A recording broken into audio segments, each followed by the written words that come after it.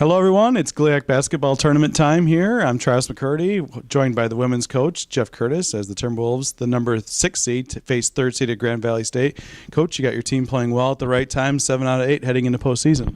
Yeah, we do. I really like where our team's at right now. I think we're probably playing our best basketball this season and have a couple really good quality wins down the stretch as well, which is what you want. You know, going into the postseason, you don't really want to back your way into it. You want to be going in full head of steam, and I really feel our team is at that point right now, and it's going to be interesting to see what happens.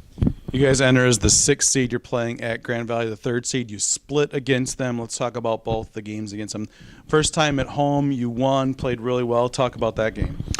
We did. I thought we were really firing on all cylinders in that game at both ends of the floor. I thought our defense really was the difference in that game for us, able to kind of corral them and keep them out of the paint and keep them away from their strengths. But, you know, it's always – our league is just so good, and I think home games are just so important to win, and I think we may have caught them at a good time as well, but we definitely defended our home court and did a good job with the key points to the game, and was really proud of how we rebounded in that game as well.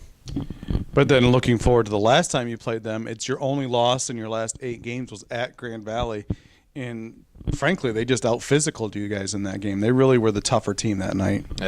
Not even close. They came out fighting. They really had something to prove and play for, and I thought our team backed down a little bit, especially in the first half. Was really displeased with how we came out of the locker room. We were not ready to go, and they were, and I give them a lot of credit. I thought they played really well. They were physical. They were aggressive. They took us out of what we wanted to do, and we didn't handle that very well. So since then, I think we've improved, and I think we've seen you know, I'm not going to say similar types of defenses, but we've played against teams that play in your face and are going to pressure you a little bit, just like Grand Valley does, and I thought we handled that better. So hopefully for us going into the game, I think the team will be more prepared, ready to handle that type of pressure, and hopefully we can handle that and execute better on the offensive end of the floor. When you look at this matchup, what do you think the keys are for you guys to come out with a road win? There's a lot of things. First and foremost, we have to match their intensity level. They have them playing really well right now. Defensively, they're as good as any team in the conference and maybe even in the country.